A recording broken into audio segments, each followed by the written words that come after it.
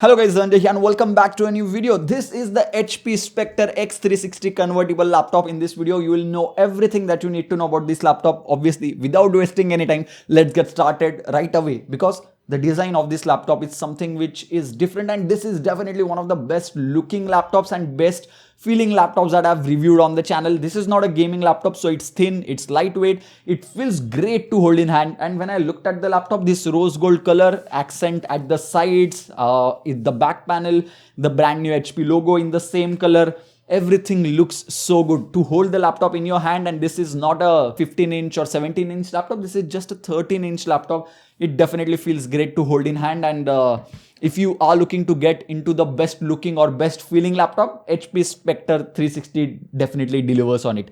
Next up, let's talk about the performance because that's very important. This is not a gaming laptop. This is based on Intel's Evo platform. I have already reviewed two other laptops with Intel's Evo platform and I was very happy with those laptops, and I mentioned that in that video as well. HP Spectre 360 is no exception to that. If you are wondering what is Intel's Evo platform, what's so special in this, then Intel's Evo platform means they come with Intel's own processors. I mean, obviously Intel's own processors, and they come with Intel Iris Xe graphics.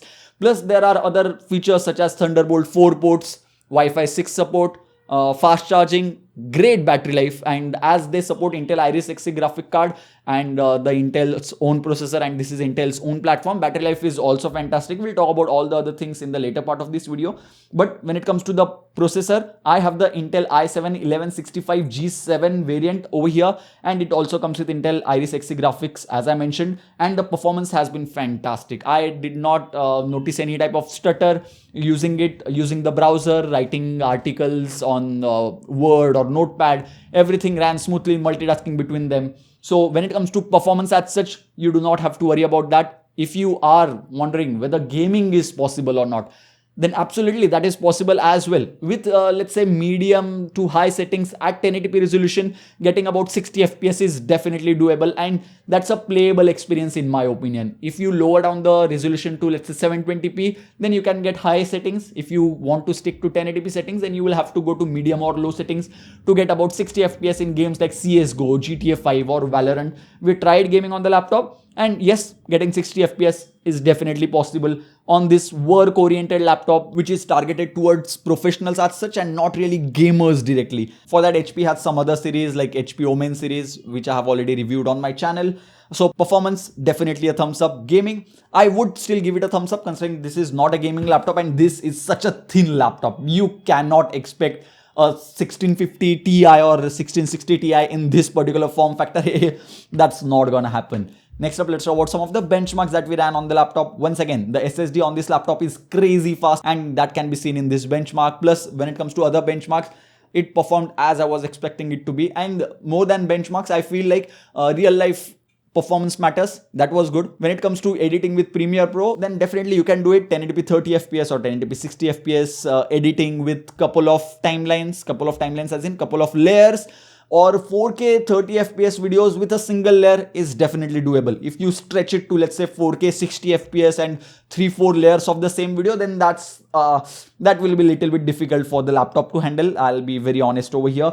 But other than that, as I talked about 1080p editing, very smooth. I mentioned too many times that this is not a gaming laptop. This is oriented towards professionals or people who go to office.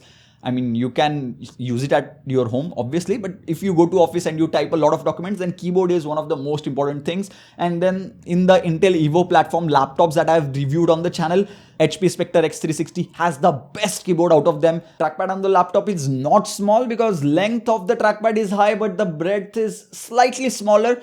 Will I complain about this? Absolutely not. The trackpad has gestures and it works flawlessly. You can right click, left click, everything. So basically, as this is targeted toward professional, they made sure, like HP made sure to give the best possible keyboard and trackpad in this particular laptop. Next up, let's talk about charging, and that brings me to the next point of ports as well. When it comes to the ports, there is this one USB Type-C port, another USB Type-C port, Then we have this camera button which can be used to turn off the camera completely. There is nothing physical that is coming out directly, but it definitely turns off the camera when you turn it off. And this also means that we need to talk about the port situation on the laptop. Thunderbolt 4 is supported by Intel Evo platform, and both the USB Type-C ports which are present here are Thunderbolt 4 supported.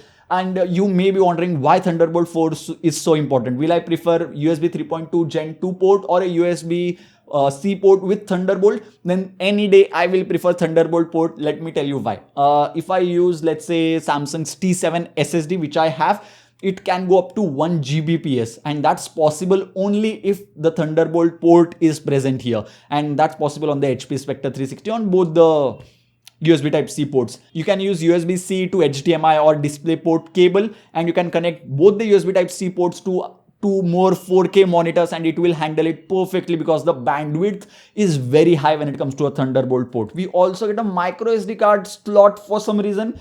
If you have a device which has that, then good for you. We get a dedicated button to turn on or turn off the camera. This is not a direct physical switch, like it doesn't cover the camera, but it definitely turns off the camera. So if you are that privacy freak, then definitely turn off the camera.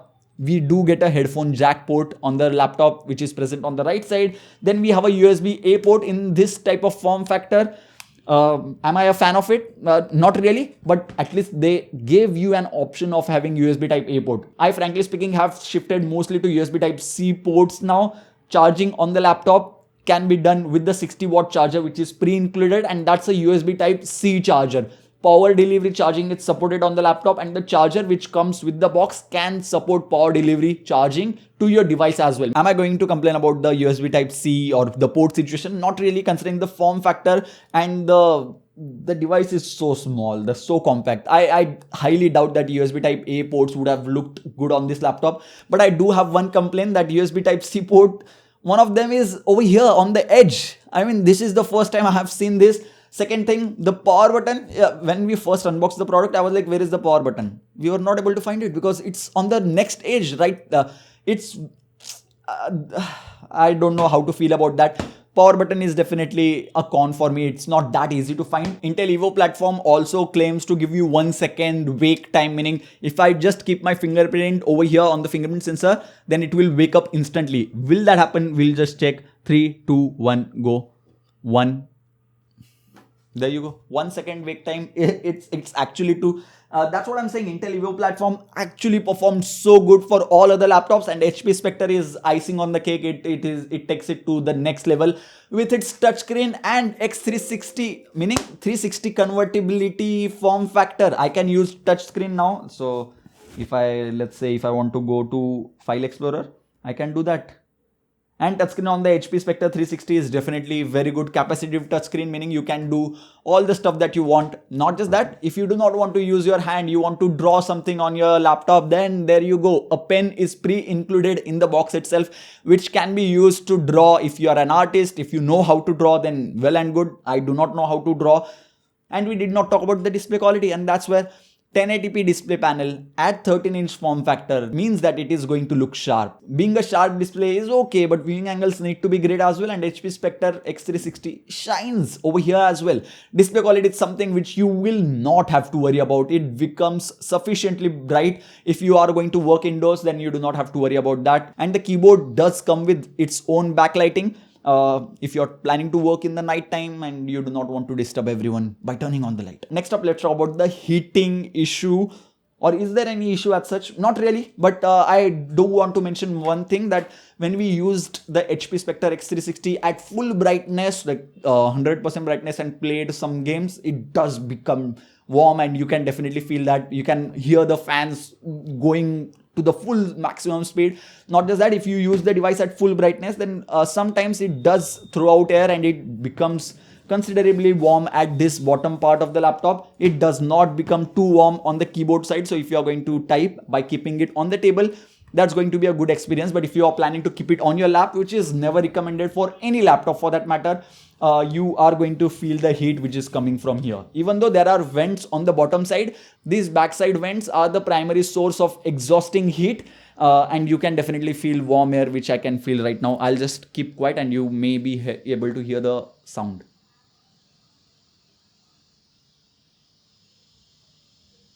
So yeah, there you go. I had to keep it over here. Now, everything cannot be so great about the laptop. Obviously, that's not the case. There are a few things which I did not like. First thing, which I already mentioned, the power button placement.